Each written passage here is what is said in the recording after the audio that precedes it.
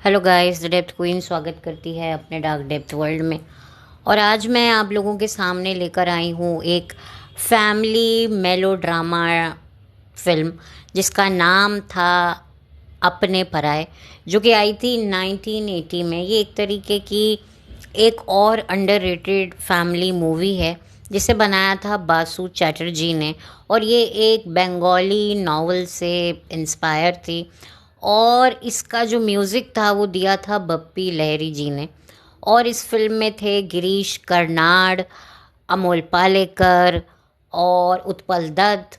और उसके बाद थी शबाना आज़मी और आशा लता वाघ गांवकर और भारती अचरेकर। तो बहुत ही ज़्यादा ज़बरदस्त स्टार कास्ट थी इस फिल्म की। भारती जी जो कि इस फिल्म में आपको नज़र आएंगी, ये उनकी पहली फिल्म थी, एक तरीके से उनका डेब्यू हुआ था। और आशा लता जी जो थी वो मराठी सिनेमा की एक जानी मानी सिंगर थी, एक्ट्रेस थी, और उनका बॉलीवुड इंडस्ट्री में डेब्यू हुआ था। और इस फिल्म के लिए उन्हें फिल्म फेयर की तरफ से नॉमिनेशन भी मिला था। और शबाना आज़मी तो एज़ यूजुअल कौन है, क्या है, कैसी हैं, वो आप लोग जानते ही हैं। मेरे चैनल पर काफ़ी फ़िल्में जो जिनको मैं आप लोगों के सामने लेकर आई हूँ, वो शबाना आज़मी ही उनकी मुख्य अभिनेत्री रह चुकी हैं। और इस फिल्म की जो कहानी है वो बेसिकली उन्हीं के इर्द गिर्द घूमती है। ये कहानी एक ऐसी औरत की है जो जॉइंट फैमिली में रहती है, और उसकी ज़िंदगी का सबसे बड़ा दुर्भाग्य ये है कि उसका पति कमाता नहीं है और उसके पति को कमाने का कोई जज्बा भी नहीं है। देखिए, इंसान मेहनत करता है, ठीक है, ऊपर नीचे आगे पीछे तनख्वाह मिलती है, ये कोई इतना बड़ा मसला नहीं होता है।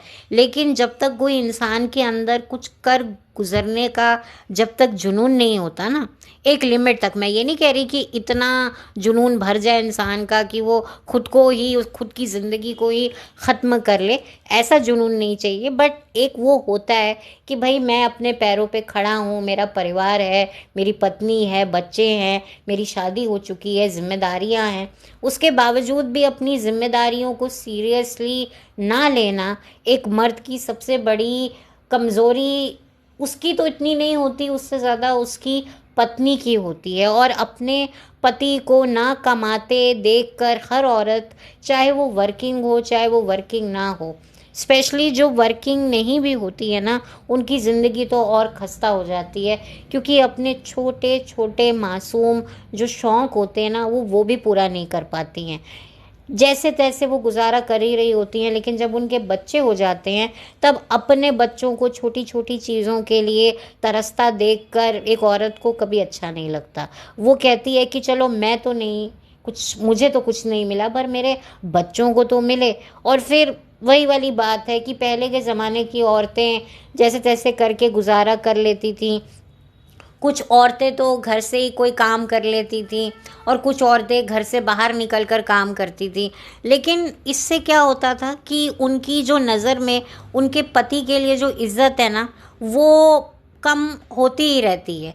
कोई भी औरत, ये बात सच है, कमाकर अपने पति को नहीं खिला सकती है, और हट्टे कट्टे पति को तो बिल्कुल भी नहीं खिला सकती है।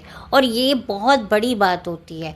हर औरत चाहती है कि एटलीस्ट मेरा पति 10 रुपये भाई कमाए, पर कमाए, कुछ तो करे। लेकिन जब पति जो है वो कमाने की बात को ही टाल दे, किस तरीके से जो है किसी भी तरह से अपनी वाइफ, अपनी बच्चों की ज़रूरतों को सीरियस ना ले, तो वो चीज़ें ना वाइफ को बहुत फ्रस्ट्रेटेड बना देती है। तो यहाँ पर भी शबाना आज़मी एक तरीके से जो है उत्पल दत्त और गिरीश कर्नाड जो होते हैं वो सगे भाई होते हैं, और जो अमोल पालेकर होते हैं वो उनके कज़न ब्रदर होते हैं। पर उसके बावजूद भी वो उस परिवार में एक अहम हिस्से की तरह रहते हैं, उनको प्यार मान सम्मान बहुत मिलता है। और जो शबाना आज़मी होती है वो इस चीज़ को बहुत ग्रेटफुल महसूस करती है कि उसका हस्बैंड का कोई ज़्यादा इनपुट नहीं है फैमिली में, कुछ भी फाइनेंशियली कंट्रीब्यूशन देने में, पर उसके बावजूद भी उसे वो रिस्पेक्ट मिलता है। घर की सारी जिम्मेदारी जो होती है वो शबाना आज़मी के कंधों पर ही होती है। और जो घर की जो बड़ी बहू होती हैं आशा लता जी, जो कि उत्पल दत्त की पत्नी उन्हें दिखाया गया है, उनके भी बच्चे होते हैं और वो भी शबाना को बहुत पसंद करती हैं कि वो उसकी मेहनत को, उसके उस करेज को अप्रिशिएट करती हैं कि अगर ये लड़की पढ़ी लिखी होती तो आज कहाँ की कहाँ होती, और स्पेशली अगर ये लड़का होती तो बहुत कामयाब होती। देखिए पहले के टाइम में क्या होता था ना, औरतों को पढ़ाया भी नहीं जाता था, जवान होती थी शादी कर दी जाती थी, लेकिन कई औरतें बिना पढ़े लिखे भी वो बड़ी होशियार होती हैं। इनफैक्ट मैंने अपनी दादी को भी देखा है कि वो बिल्कुल भी पढ़ी लिखी नहीं थी, आज वो ज़िंदा नहीं है, लेकिन उसके बावजूद भी उनका हिसाब इतना पक्का होता था ना कि वो उंगलियों पर ऐसा करेक्ट हिसाब कर देती थी कि जो शायद लोग कैलकुलेटर से भी ना कर पाए। इतनी बुद्धिमान थी मेरी दादी। और वो बात अलग है कि उनकी उस टैलेंट को एक सही दिशा नहीं मिली, कागज़ कलम उनको मिला नहीं, और यही वजह है कि उनके हाथ में चूल्हा, चक्की, चकला आ गया, बेलन आ गया, तो वो चीज़ें उनकी दब गई। तो ये होता है। तो यहाँ पर भी जो है उत्पल दत्त जो वकील होते हैं तो उन्हीं की पत्नी होती हैं आशा लता, और वो घर की बड़ी बहू होती है, उम्र में भी बड़ी होती है, लेकिन वो शबाना को बहुत ज़्यादा प्यार भी करती हैं और शबाना भी उनकी बहुत रिस्पेक्ट करती है। और फिर एक दिन एंट्री होती है गिरीश कर्नाल की, जो दूसरे शहर में वकालत करते हैं। बेसिकली उत्पल दत्त और गिरीश कर्नाल जो हैं वो दोनों वकील होते हैं। तो फिर गिरीश कर्नाल दूसरे शहर में रहते हैं और वो एकाएक फैसला करते हैं कि वो अपने बड़े भाई के साथ मिलकर वकालत करेंगे। वही जो अमोल पालेकर होते हैं वो एक गवैया टाइप के होते हैं, बिज़नेस शुरू करते हैं, बिज़नेस चलता नहीं है, थोड़ा कमाया और ज़्यादा गवाया, उस टाइप की उनकी मेंटालिटी होती है, और उनको कोई इस बात का अफसोस भी नहीं होता है कि मैं कुछ नहीं कर रहा हूँ। वहीं पर शबाना आज़मी अपने हस्बैंड को बहुत समझाती है कि वो कुछ करे, लेकिन खैर पहले की पत्नियों को ये इजाज़त नहीं होती थी कि पतियों को ताने मारें, उनको कुछ उनके साथ ज़बान लड़ाएं, उन्हें चार बातें सुनाएं, उनको छोड़ के चली जाएं।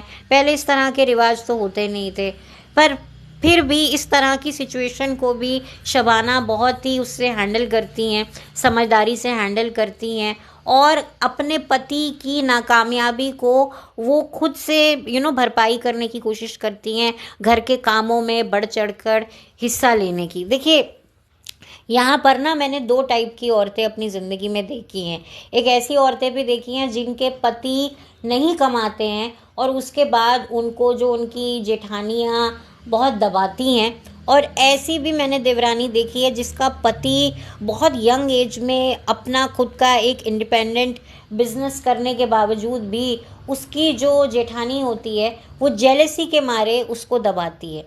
तो ये जॉइंट फैमिली की ना सबसे बड़ी मार ही यही है। और जॉइंट फैमिली में जिस जिस रीज़न की वजह से जो झगड़े होते हैं ना, चाहे वो देरानी जेठानी का आपस का मामला हो, चाहे उनके आपस के बच्चों को लेकर झगड़ा हो, या किसका पति कितना ज़्यादा कमाता है उसको लेकर हो, ये सारे मुद्दे बहुत अच्छे से बासु चटर्जी साहब ने बहुत ही अच्छे से दिखाए हैं और इस फिल्म में आपको देखने को मिलेंगे। तो ये फिल्म बेसिकली बहुत अच्छी है, फैमिली के साथ बैठ के देख सकते हैं। और एक चीज़ मैं और कहना चाहूँगी, शायद मैं पहले भी अपने व्लॉग्स में ये बात कह चुकी हूँ, पॉडकास्ट में ये कह चुकी हूँ कि बहुत सारी कुछ ऐसी भी औरतें होती हैं जो घर से बाहर निकल कर जो है कमाने के लिए जाती हैं, अपने लिए ना सही अपने बच्चों के लिए, क्योंकि हस्बैंड कमाते नहीं हैं। कुछ ऐसे भी हस्बैंड्स होते हैं जो एक वक्त पे कमाते हैं लेकिन कुछ ऐसा नुकसान हो जाता है जिसकी वजह से वो कॉन्फिडेंस ही लूज़ कर देते हैं, और जिसकी वजह से पत्नियों को घर से बाहर निकलना पड़ता है, और फिर उनके जो हस्बैंड होते हैं बजाय उनको सपोर्ट करने के, ग्रेटफुल होने के, वो उन्हीं को ही दबाते रहते हैं, उनके प्रति चीट व्यवहार करते हैं और जो उसके लड़के के जो सास ससुर परिवार वाले भी होते हैं ना, वो भी बहू का डिसरिस्पेक्ट करते हैं। और बेचारी जो लड़की होती है वो अंदर ही अंदर जलती रहती है। और उठकर जाना नौकरी के लिए, पहले इतनी सुख सुविधाएं तो होती नहीं है। मैंने ऐसी भी महिलाएं देखी हैं जो उठकर, गर्मी हो सर्दी हो बीमार हो कुछ हो, उनको जॉब पे जाना पड़ता है। बसों की सीटों के हैंडल पकड़ पकड़ के उनकी हाथों की जो नसें होती हैं, वेन्स होती हैं, वो भी बाहर आ जाती हैं। इतना वो स्ट्रगल करती हैं। और उसके बाद पति के नखरे, फिर सास के नखरे झेलना उनके लिए बड़ा डिफ़िकल्ट हो जाता है।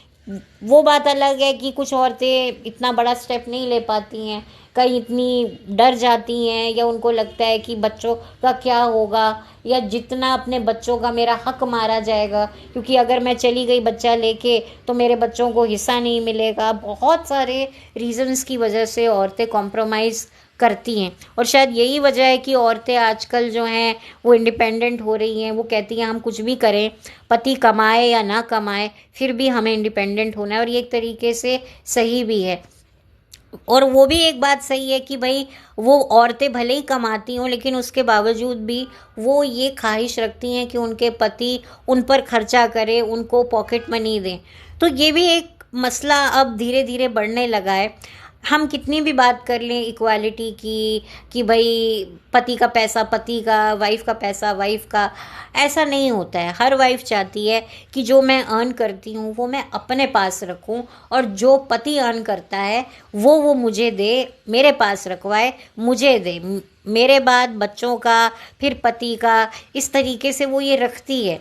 वो हर औरत देखो, शादी at the end of the day कितनी भी एम्बिशियस क्यों ना हो, उसको ये चाहिए होता है कि कल को नौकरी छोड़ना चाहूँ या मैं आराम करना चाहूँ तो मेरे पति में इतनी काबिलियत होनी चाहिए। अगर सिर्फ़ और सिर्फ ज़िंदगी भर मुझे ही कमाना है तो फिर मुझे शादी करने की क्या ज़रूरत होती है। एक ये भी पहलू होता है और हम इस पहलू को नहीं नकार सकते। और यहाँ पर आपको जब शबाना आज़मी की सिचुएशन देखने को मिलेगी तो काफ़ी हद तक आपको मेरी बातें थोड़ी सी आपको समझ में एग्जैक्ट आ जाएंगी कि मैं क्या कहना चाहती हूँ। तो फिर वही होता है, शबाना आज़मी और अमोल पालेकर को घर छोड़ के जाना पड़ता है, क्योंकि जो गिरीश कर्नाल की जो पत्नी होती हैं वो फिर ऐसे चक्कर चलाती हैं कि उन्हें घर छोड़कर जाना पड़ता है शबाना आज़मी को अपने परिवार के साथ। और फिर क्या क्या मुश्किलों का सामना करना पड़ता है, ये परिवार वापस से एक होगा नहीं होगा। अगर आपको जानना है तो आपको ये फ़िल्म देखनी चाहिए, जो कि यूट्यूब पर बहुत ही ईजीली अवेलेबल है, फ्री में आप देख सकते हैं। देखिए, मैं खुद पर्सनली जॉइंट फैमिली से ताल्लुक़ रख चुकी हूँ, तो मुझे पता है कि जॉइंट फैमिली में अब की टाइम में रहना बहुत डिफ़िकल्ट है।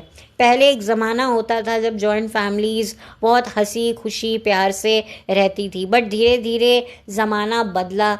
और ऐसा नहीं है कि जॉइंट फैमिली में रहने से कोई फ़ायदे नहीं होते हैं, लेकिन अब जिस तरह की सिचुएशन है तो मैं खुद भी चाहूँगी कि भाई सब अपनी अपनी जगहों पर रहें और प्यार से रहें, और तीज त्योहारों पर मिलें और कुछ घंटे साथ बिताएं और अपने अपने घर चले जाएं। तभी आज की तारीख में एक लंबा रिश्ता चलता है। क्योंकि मैंने ऐसी भी जॉइंट फैमिलीज़ देखी है जहां पर कुत्तों की तरह लड़ाई होती है, मार कुटाई होती है, फिर जाकर जो है देवर जेठानी सब अलग हो जाते हैं, और फिर जैसे ही वो अलग होते हैं तो धीरे धीरे फिर उनमें प्यार बढ़ने लगता है। क्योंकि देखिए, कहते हैं ना, दूर के ढोल सुहाने लगते हैं। तकलीफ़ तब होती है जब वही ढोल कान के पास में आके बजने लगते हैं। तो रिश्तों का भी ऐसा ही होता है, कोई भी रिश्ता हो, इवन हस्बैंड वाइफ भी अगर ज़रूरत से ज़्यादा टाइम स्पेंड कर लेना तो उनके बीच में झगड़ा शुरू हो जाता है, क्योंकि वो एक दूसरे की गलती देखने लगते हैं। तो ये रिश्तों की सच्चाई है। तो इस फिल्म के माध्यम से आपको वो एरा भी देखने को मिलेगा जब लोग साथ में रहते थे और लड़ झगड़ कर वापस से एक हो जाते थे।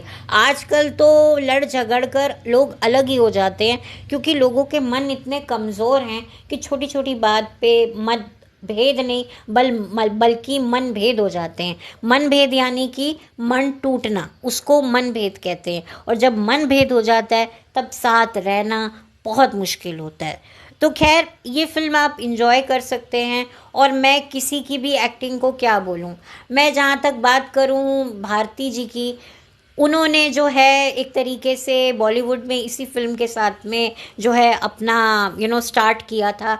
उन्होंने फिर आगे जाकर वागले की दुनिया में राधिका वागले का किरदार निभाया था, और चमेली की शादी में उन्होंने अमृता सिंह की मदर का भी रोल किया था, और अभी भी वो काम कर रही हैं और काफ़ी मतलब उनका एक अच्छा खासा करियर रहा है।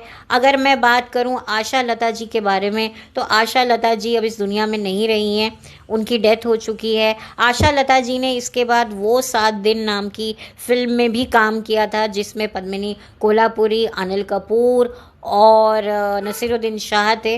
तो अच्छी अच्छी फ़िल्मों में भी आशा लता जी काम कर चुकी हैं, और गिरीश कर्नाल साहब भी ये दुनिया छोड़कर काफ़ी समय पहले जा चुके हैं, जिन्होंने आपने जिनको एक था टाइगर, टाइगर जिंदा है फ़िल्म में देखा था, सलमान खान के बॉस का किरदार निभाते हुए। और उत्पल दल साहब जो हैं वो तो ऑलरेडी काफ़ी समय पहले ये दुनिया छोड़ के जा चुके हैं।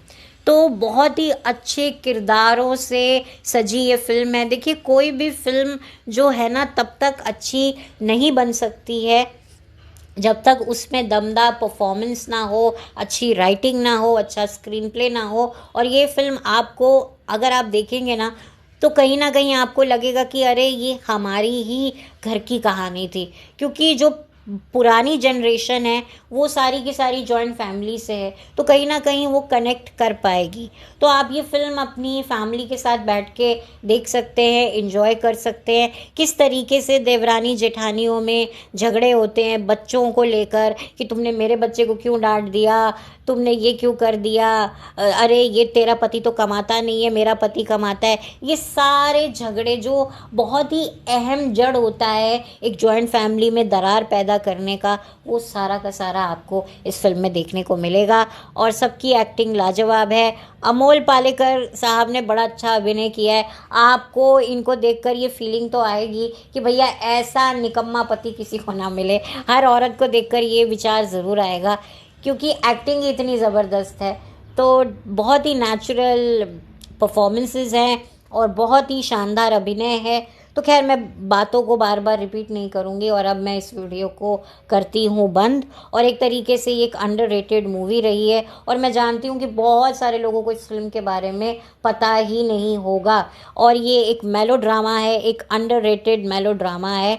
वैसे आप लोगों ने सीरियल्स तो बहुत देखे होंगे, फैमिली के, कि जैसे कि एक ज़माने में आया करते थे फैमिली ड्रामा के सीरियल 90s के एरा में, फिर सन 2000 के एरा में तो इतने सास बहू के ड्रामे आए, इतने सारी चीज़ें आई।